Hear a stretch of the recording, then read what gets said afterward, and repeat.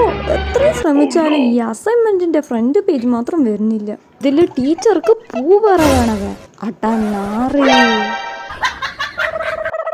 ഈ ചെക്കനോട് ഞാൻ തോറ്റു. എന്തായിടാ, നാളെ അസൈൻമെന്റ് കൊടുക്കണം. ഫ്രണ്ട് പേജ് ഡെക്കറേറ്റീവാ വേണം. അவ்வளோ தானே தான், நான் பண்ணி தரேன். ஓ, ഞാൻ രക്ഷപ്പെട്ടു. എന്നോട് സിസ്റ്റർ കേരള വന്നു. അസൈൻമെന്റ് എല്ലാം മുടിஞ்சிச்சு ചേച്ചി, ഫ്രണ്ട് പേജ് மட்டும் முடிக்கல. ഞാൻ നോക്കാം. டிராயிங் மாத்திரம் செய்துதா சேச்சின்னு சொன்னா. டீலிங்க் ஓகே சொல்லிட்டு இந்த மாதிரி ஒரு குட்டி குட்டி ஃப்ளவர்ஸ் பண்ணிட்டு லீஃப் எல்லாம் போட்டுட்டு சைடில் கொஞ்சம் கட் ஒர்க் பண்ணிட்டு first assignment paper ready. Second அசைன்மெண்ட்ல டபுள் கலர் மிக்ஸ் பண்ணிட்டு வேவியான லெங்க் போட்டுட்டேன். ஆப்போசிட் டைரக்ஷன்ல அந்த വേവി ലൈൻ പോട്ടിട്ട് ലീവ്സ് വരഞ്ഞ് ഒരു ഷെയ്ഡിങ് കൊടുത്താൽ സെക്കൻഡ് പേപ്പർ റെഡി. മൂന്നാമത്തെ ഡിസൈൻ എനിക്ക് ഏറ്റവും ഇഷ്ടപ്പെട്ട ഡിസൈൻ യൂസ് பண்ணி இந்த மாதிரி ஹாஃப் சர்க்கிளும் குட்டி குட்டியான ரவுண்டும் வரையணும். இதில் கம்ப்ளீட் பண்ணாத மாதிரியான லைன்ஸ் போட்டுட்டு லீஃப் பேட்டர்ன் ஒன்று வரைஞ்சா தேர்ட் அசைன்மெண்ட் பேப்பர் ரெடி. இந்த 3 டிசைன்ல எது பிடிச்சிருக்குன்னு கமெண்ட் பண்ணுங்க. லைக் இட மறக்கல்லே.